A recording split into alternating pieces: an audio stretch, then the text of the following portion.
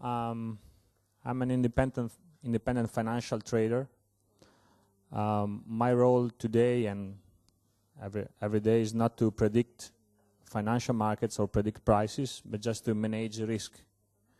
So what I will show you is just the speculative behavior which is present every day in markets, not only in crude oil markets, but also in financial markets.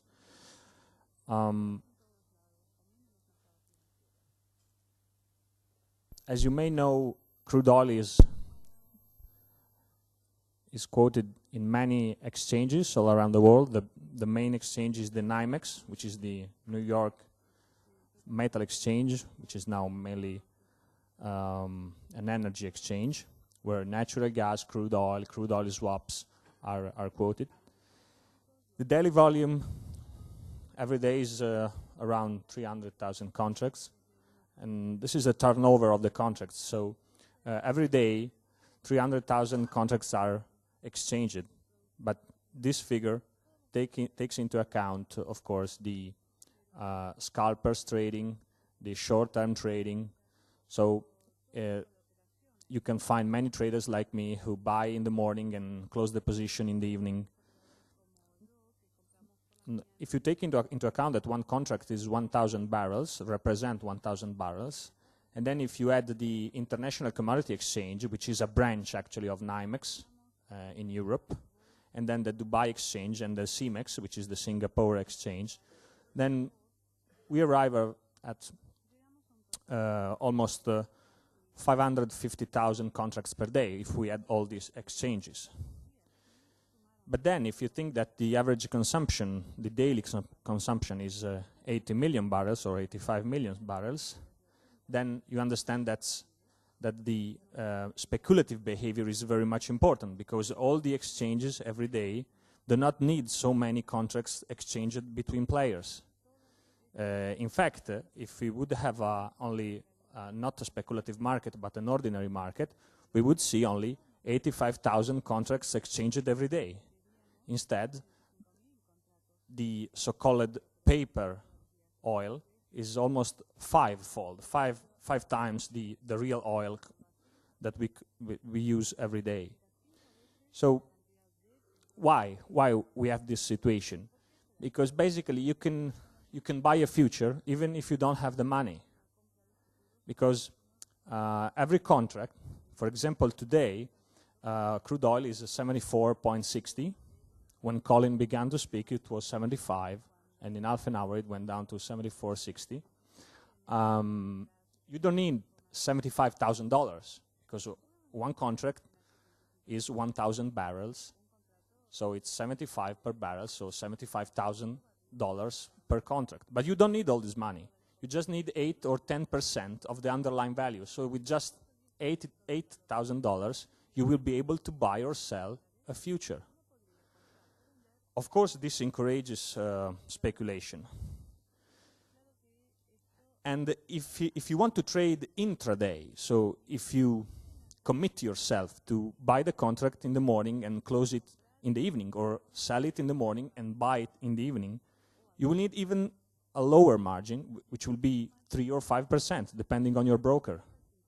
Look, I'm just saying that you can buy and sell, but you can also sell and buy. Remember this, because in a speculative market, you can sell something you don't have, and then cover your position later.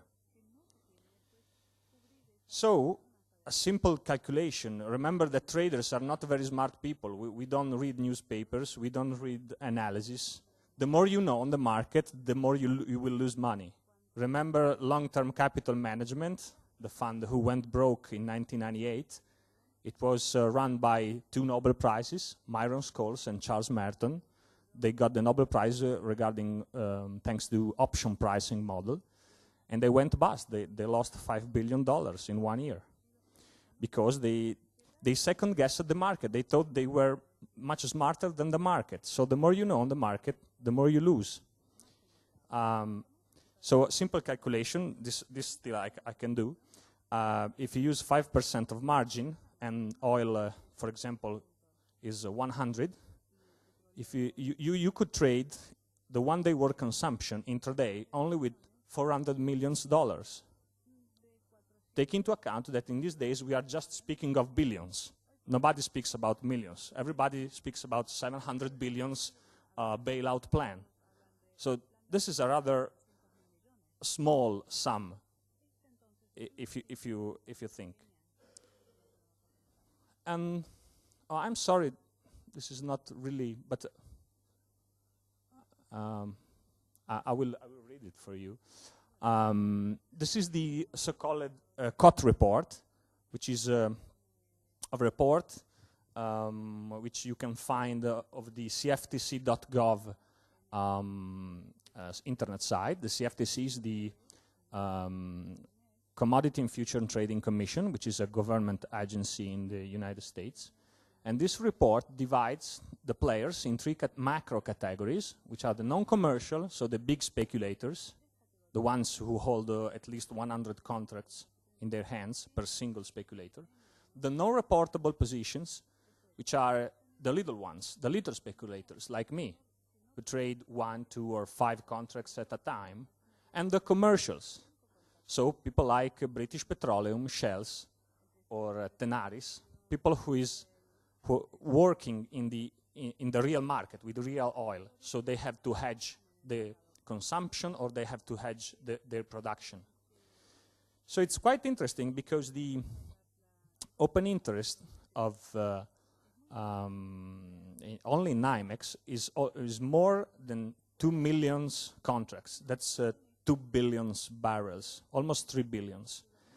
And judging from these kind of figures, you see that the recent fall of oil price created a somewhat paradoxical situation where speculators are liquidating their longs position and commercials they are buying their positions. So oil at 70 is just creating a paradoxical situation where commercial don't want to sell their production, and so they buy it, they prefer to buy it. And who is selling? The speculators, because they are betting, of course, on a slowdown of economy. Of course, this is nothing to do with rational behavior. There is no rationality in financial markets. Financial markets are pretty much like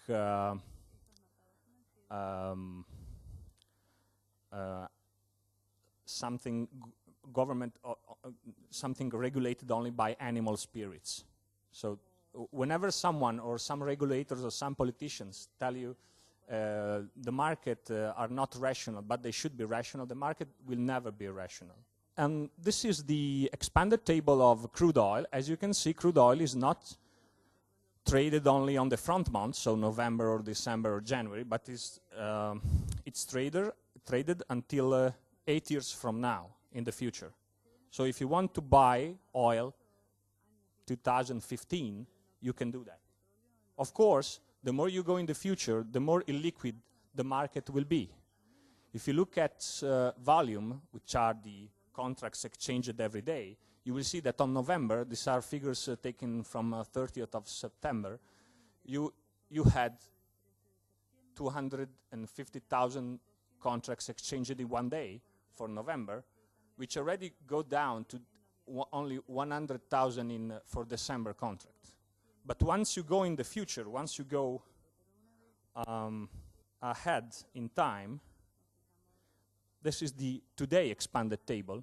You see in November, it's only as only 500 contracts exchanged, and the open interest, the number of open position, is only 50,000. Instead, all the interest, or the speculative interest, is on December, who has 300,000 open interest, and the volume is 3,000. Of course, it's still night in New York, so this is Globex NYMEX. This is the contract that is traded on the electronical platform. So this is another clear indication that the crude oil market is really a speculative one, and the speculation has a great, not only short-term, but long-term impact on the prices. And of course, this is a chart updated to September when I presented the slides with Brent at 100. And as you can see from this chart, it's not important for us the trend of the market, but it's important the volatility. This is exactly what disrupts real economy, because when the prices are moving too fast, then no player in the real economy can predict what to do in 1 year or 2 years, or only in 1 week or 2 weeks. That's what's happening now, not only with crude oil, but also with interest rates. You have Euribor going from 4.50 to 5.40, and now it's below 5. Yesterday was below 5, Euribor 3 months. So whenever you have high volatility, then you have a disruption in a real economy. Unless crude oil went up slowly, like in 2006, 2005, and 2007, this was fine. Remember what I told you in Pisa, for those who were present. I don't see any danger in crude oil going to 100. I see the real danger is how it will reach 100. So if it from 70 or from 80, it goes to 100 in 3 days, then that's a problem. And you saw it with Ryanair, because Ryanair used it to hedge their fuel need, just buying energy futures. But then when crude oil broke 80, they stopped it, because they didn't believe, okay, we will reach 100, but then we will come down. So we don't need to hedge our position, our need of fuel for our airplanes. But then what happened? The crude oil in just a few months, in the first half of 2008, went from 90 to 150. This was the real disruption. It's not the trend, but it's rather the speed of the trend that creates problems. Of course, this is the price of oil expressed in euros, because when you analyze oil, you also have to analyze the foreign exchange, because it has an impact, because the oil is quoted in dollars, and so euro-dollar exchange has a great impact. We were in Pisa in July 2006, and the price of oil in euros was 60. And now it's again 60. Okay, this is updated to the end of September, but with $75 a barrel, now it's 60, almost 60, 55 in euros. So we came back exactly where we were, but in 2006. And this is the COT report, the graph of COT report. As you can see, the different players have different positions, and the largest speculators are the blue one, while so they were net long until July 2008, and then these are the commercials who were selling their production at 140. Until in July and August, the crisis starts to disrupt the markets, and on crude oil appear a somewhat new process, which is forced liquidation. You are a financial player, you have crude oil in your portfolio, but then you have a hole in another portfolio where you are losing 1 billion euros. And then even if you think that oil will go to 200, you have to sell oil in order to cover the other hole. And then when the market realizes this, they front run you. So if I know there is a big player who has to sell, I will sell, even if I'm not interested in this market, because I know that selling, I will be able to buy lower because this player is liquidating. He's a forced seller. So I'm just speculating on his behavior. And that's what happened on every commodity market, not only oil. Look at gold. Just 1 month ago, everybody was saying in the press, or financial analysts were saying, oh, of course gold will go above 1,000 because the bailout package in US will be inflationary, the debt, US debt will be higher. But then we have gold at 700 because there is forced liquidation. So maybe in the long term it will go, but if you bought gold at 900, now you are losing money. Again, second guessing the market or knowing too much is not a good, doesn't give you payout in financial markets. You just have to be a monkey. You just have to follow the trend without second guessing the market, because the market is always right and the market is always above you. It's a judge that you cannot change. But there is another important factor in a crude oil market, like in every commodity market. In fact, on the commodity exchange, there are speculative limits. So every single player cannot hold more than a number of contracts. So usually in crude oil, the speculative limit is 20,000 contracts. So a single player cannot have more than 20,000 contracts in his hands. This is made in order not to let you corner the market. Remember what happened in January on stock index future in Europe with Société Générale. Jérôme Kerviel and Société Générale held more than 12,000 DAX futures, so future on the German stock market, when the open interest of German stock market is 80,000. So he held more than 20% of all the open position. And when he was forced to liquidate, DAX was minus 20% in 1 week. So it's a danger for a market to be cornered. If a single player holds more than 20% or 10% of the open interest of total position, then it's a danger, because the market can go abrupt.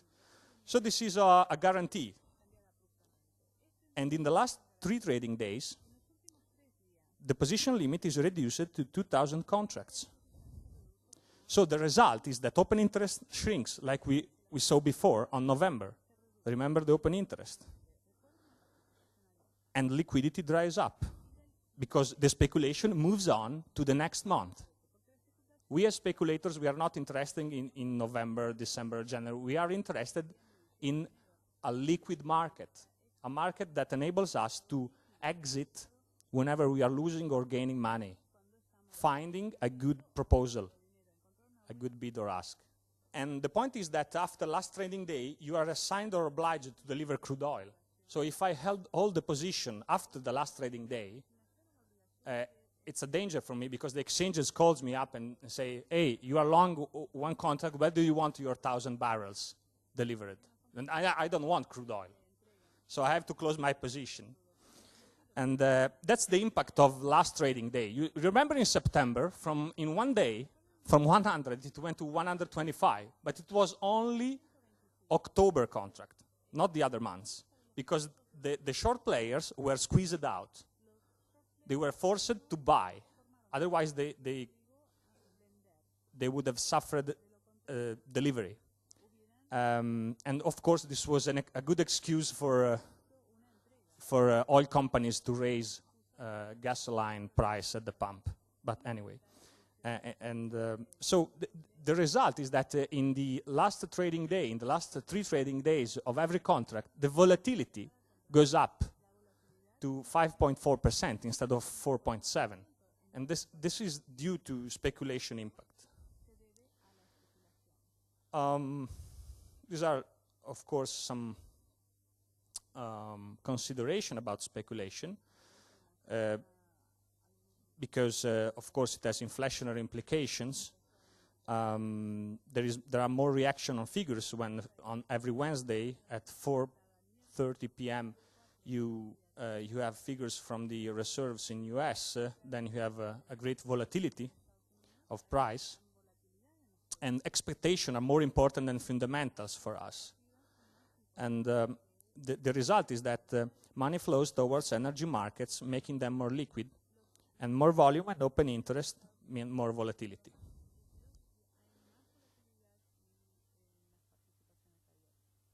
These are some figures on indexes, because there are not only futures on crude oil markets, but also indexes linked to crude oil.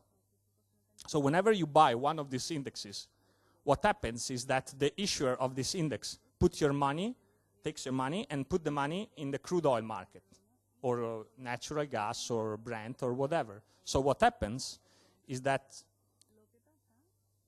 you have this cycle. the speculators buys funds, indexes, ETFs. The seller is an issuer. The issuer goes in order to hedge his position and buys the production, buys the commodity. And as the seller is a commercial, the production of the commercial goes into financial hands.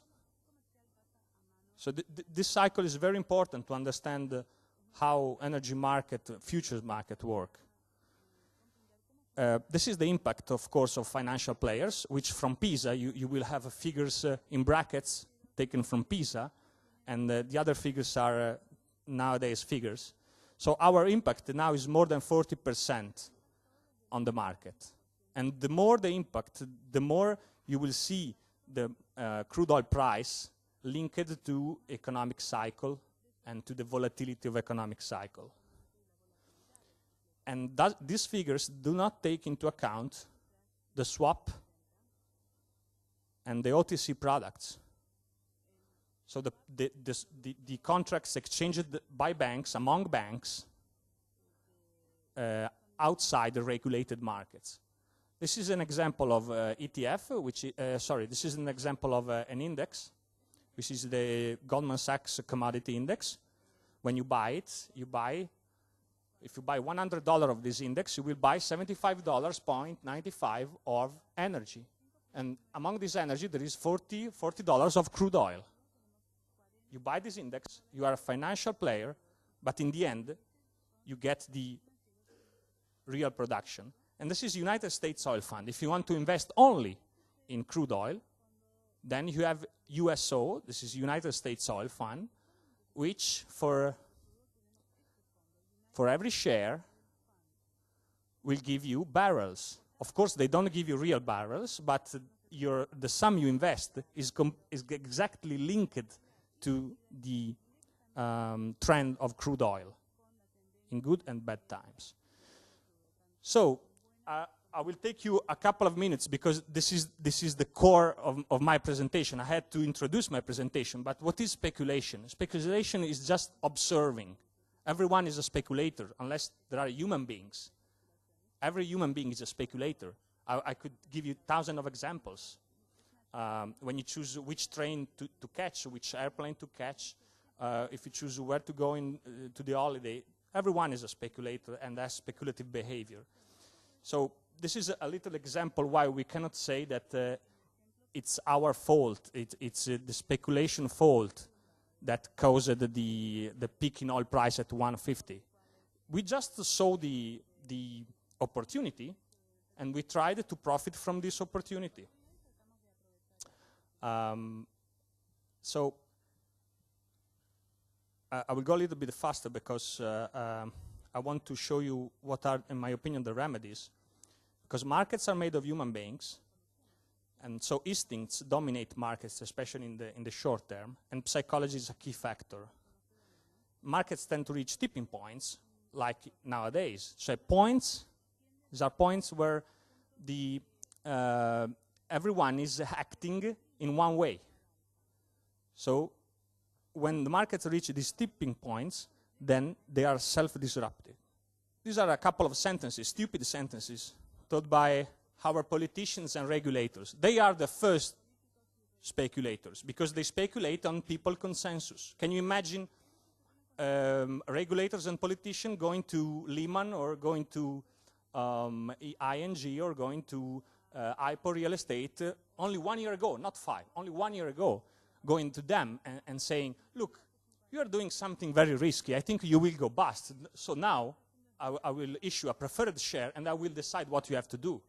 Then the banking lobby would have caused a great mess. And the citizens, they would be against this, they would have been against this decision because everyone is a liberist in Europe. And liberalism is the main way of thinking. But now that there is a financial crisis, regulators and politicians can state this kind of sentences. And the most stupid one is this one. I will promote a new law against speculation and futures trading, and against the short selling will lift stock indexes. You know now that in European financial market you cannot sell short stocks. In fact, since this this law was approved 2 weeks ago, the stocks indexes are lower than 15%. So it doesn't matter short selling. It's not short selling the problem.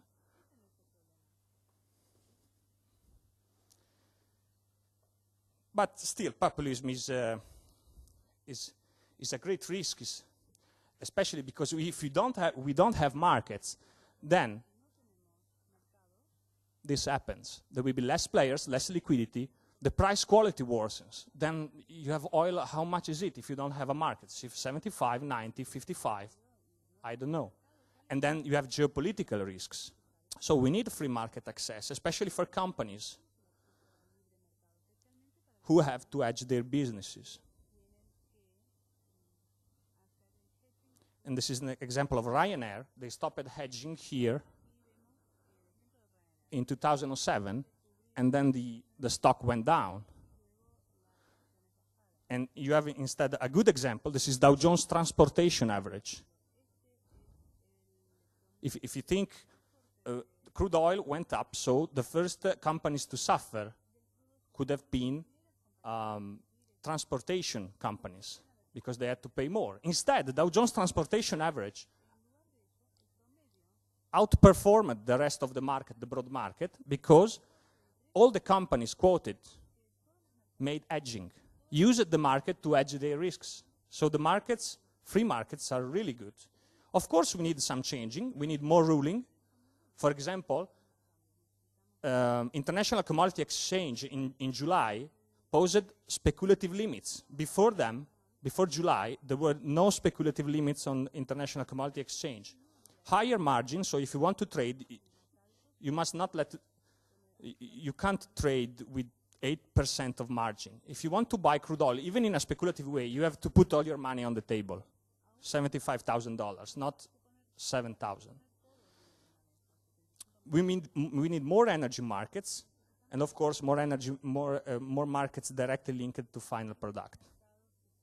And this is the last one. Of course, we cannot properly judge short-term risks because our mindset is a primitive one, while our technology is very advanced.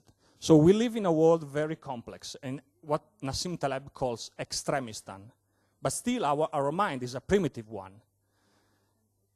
So the only way to understand long-term risk is to have something working for us, which is speculation that actualizes problems.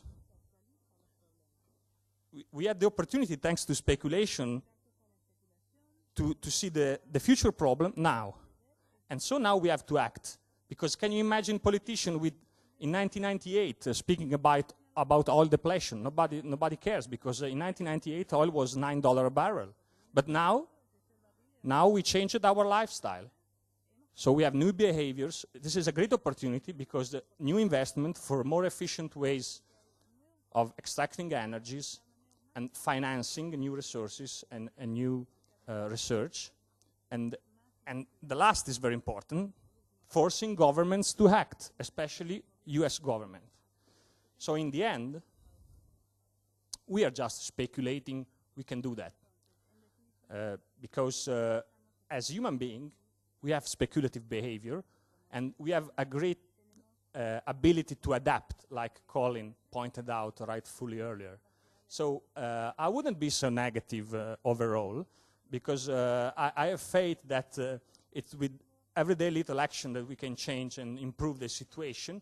But this was made thanks to speculation who pointed out that there was an oil problem with oil at 150 just a few months ago. Thank you.